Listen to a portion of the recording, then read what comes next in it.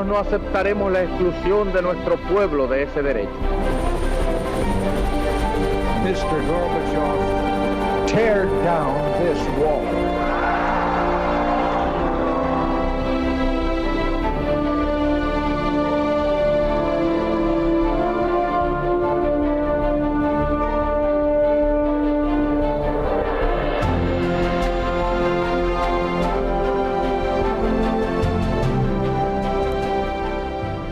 Buenas noches, señoras y señores, bienvenidos a Tiempos Modernos.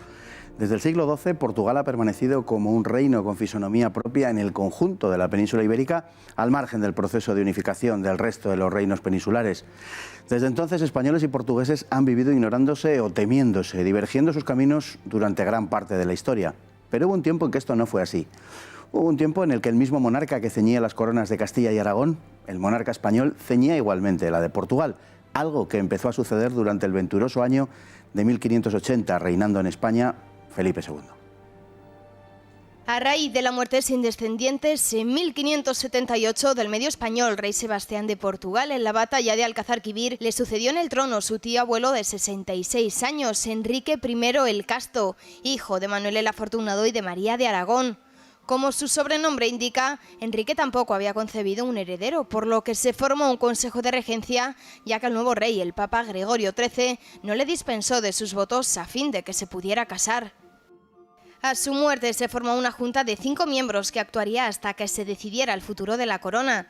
Pero Antonio, prior de Crato, que había acompañado al rey Sebastián en su desastrosa expedición de Alcázar-Quibir y que ya a la muerte de este 2 años antes había intentado hacerse con el trono, se proclamó rey con el concurso de las clases populares el 19 de junio de 1580. Antonio era, en cuanto al derecho que le asistía, el último en la línea de sucesión.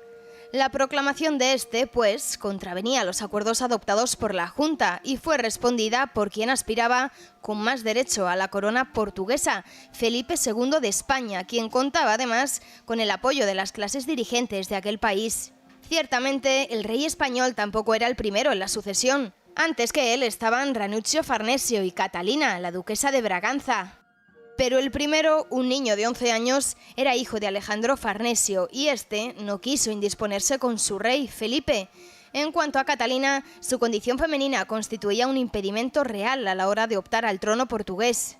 Así que, decidido a hacer valer sus derechos, Felipe II envió al gran duque de Alba a Portugal, derrotando a las tropas de Antonio el 25 de agosto en la batalla de Alcántara y sin mayores contratiempos se presentó en Lisboa.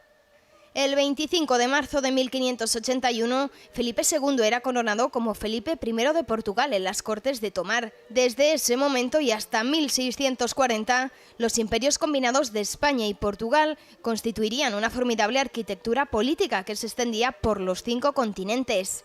Verdaderamente pudo decirse entonces, más que nunca antes o después, que en el imperio del monarca católico jamás se ponía el sol. Sin embargo, 60 años después, en la fatídica fecha de 1640, un nieto de Catalina de Braganza, la duquesa a la que no se había permitido reinar, ascendería al trono de Lisboa con el nombre de Juan IV, separando aquel reino del conjunto de los reinos hispanos hasta el día de hoy.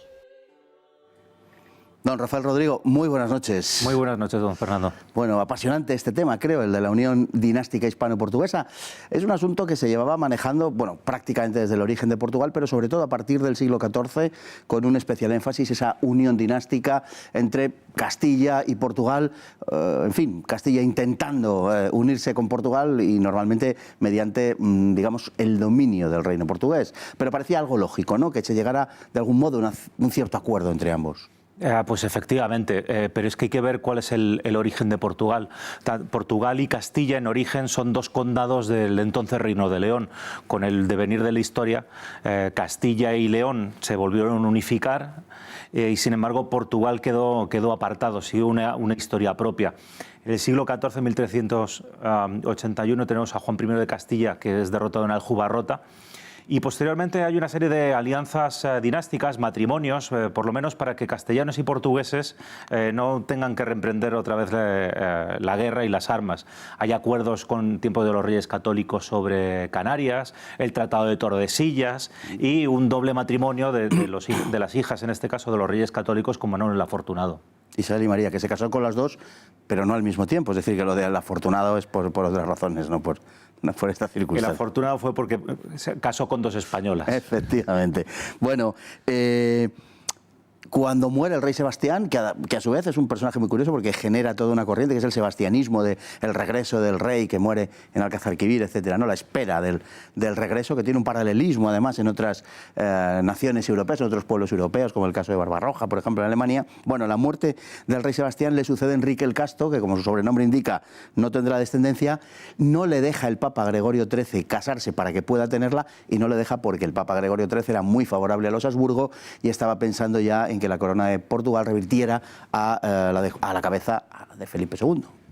En esto hay que resaltar la figura del cardenal Granvela, uno de los grandísimos consejeros de tiempos de Carlos V, y donde además Felipe II, su hijo, hace propios estos grandes consejeros. En ese momento Granvela era el mayor diplomático y el que más experiencia tenía en la Europa del siglo XVI. Estaba destinado como embajador permanente en Roma. Así que hay que ver por ahí esos juegos de la diplomacia a la hora de ir preparando el camino para la unión con Portugal. Y en esos juegos de la diplomacia, Felipe II no era el mejor colocado. Estaba por delante el niño de 11 años, el hijo de Farnesio, y estaba también Catalina de Braganza, con mejores derechos, por decirlo de alguna manera. Claro, Catalina, como su nombre indica, era mujer y tenía un peor posicionamiento a la hora de hacerse con la corona portuguesa, y el niño tampoco lo tenía muy bien porque Alejandro Farnesio, por devoción, por obligación al rey Felipe, pues tampoco estaba por los derechos de reclamar los de su hijo, ¿no? De manera que Felipe II en ese sentido vio despejado el panorama de aquellos que le antecedían en la sucesión de derechos. Y además también de forma muy inteligente utiliza otro diplomático, en este caso un portugués, a Cristóbal do Moura, que desde el año 1554 reside en Castilla y está al servicio de la Casa de Habsburgo, para que vaya tanteando esa posibilidad que a las clases dirigentes y a la nobleza portuguesa le parece muy interesante, porque de todos los candidatos, por ejemplo, el niño Farnesio no deja de ser uno de los generales y uno de los gobernadores del propio rey Felipe II. Aquí la diplomacia filipina se mueve muy bien. Granvela apaciguando una posible guerra en Europa, Cristóbal do Moura llegando a un acuerdo y un entente con Enrique I, pero que no se llega a plasmar en su testamento. Y además otras dos figuras que hemos visto en el vídeo, que son el duque de Alba y Álvaro de Bazán, que prepara la flota en Cádiz, porque por muy bien que pueda funcionar la diplomacia, el recurso a la guerra al final va a ser el elemento definitivo. Bueno, a partir de la unión dinástica, del hecho de que las dos coronas fueran ceñidas por la misma cabeza de Felipe II, acuña el lema de non sufficit orbis. O sea, como en 007, el mundo no es suficiente. El imperio español-portugués reunido en la persona de Felipe II es el más grande en cuanto a extensión que ha existido nunca, no de forma contigua en muchos de sus tramos, como es natural, pero sí en cuanto a lo que abarca. Y verdaderamente se hace real esa frase de que en los dominios de Felipe II no se pone nunca el sol. Los portugueses tienen factorías, tienen colonias en Asia, en América y en África también, que era un poco el punto flaco, el África tropical de España, de la corona de Castilla, y verdaderamente el sol no se pone en los dominios de Felipe II y el mundo parece incluso pequeño para contener el poder del Habsburgo español. Es que, claro, hoy en día cuando pensamos en Portugal, pensamos solamente en el Portugal continental europeo y no tenemos esa percepción de que en aquel momento, a finales del siglo XVI, era el segundo imperio más grande planetario después del español. En lo que hoy es el continente americano, que los españoles siempre llamamos las Indias, nunca América, solamente había dos potencias, portugueses y españoles. Los primeros intentos de asentamiento, por ejemplo, franceses, fueron desbaratados en San Agustín de la Florida.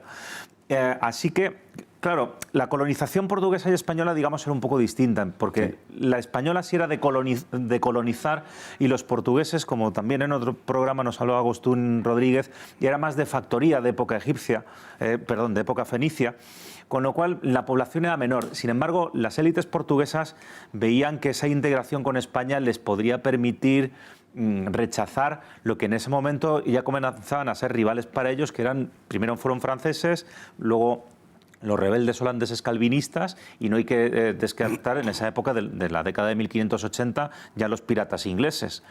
Además, España, desde tiempo de los Reyes Católicos, había firmado varios acuerdos con Portugal a la hora de repartirse literalmente el mundo a través del Tratado de Tordesillas, y se le había reservado a Portugal todo lo que se llamaba como la carrera de Guinea para llegar hasta la India.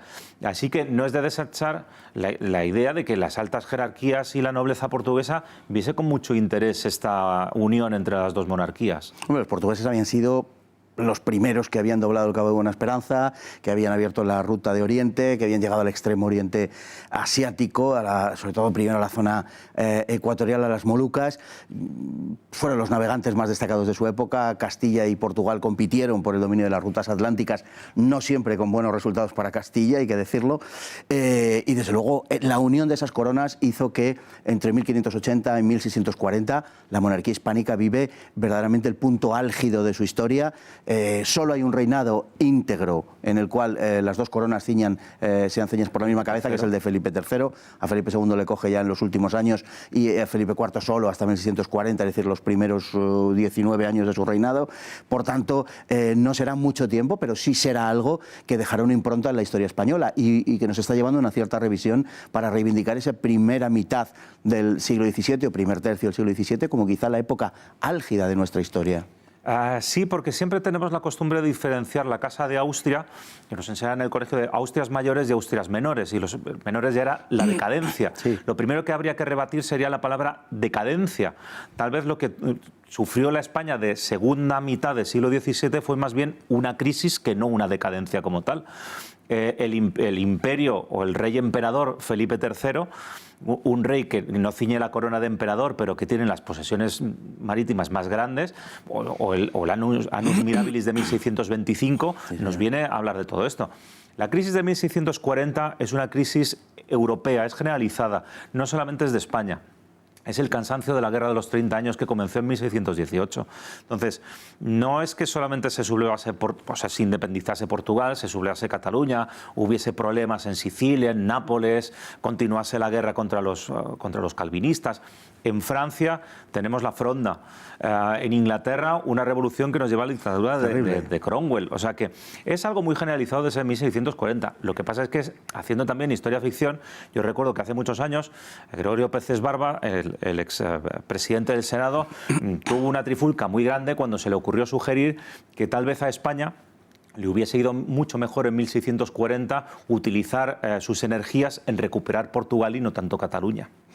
Bueno, se hizo lo que se pudo, como usted sabe, y sí se dejó, y no se dejó marchar Portugal, sino que fue la consecuencia de no abarcar quizá tanto como se intentaba abarcar la España de la época, y fue una de las razones que le llevó a Nietzsche a decir aquella frase de que los españoles fueron un pueblo que quiso ser demasiado. Pero es verdad que hay que reivindicar esa parte de nuestra historia, porque es una parte verdaderamente gloriosa de lo que fue el imperio más extenso del mundo, aquel en el que no se ponía nunca el sol. Pues muchísimas gracias, don Rafael, muchísimas gracias y muy buenas noches. Esperamos contar con ustedes a la vuelta de la canícula, a la vuelta de las vacaciones. Y a todos ustedes también muy buenas noches y hasta mañana, si Dios quiere.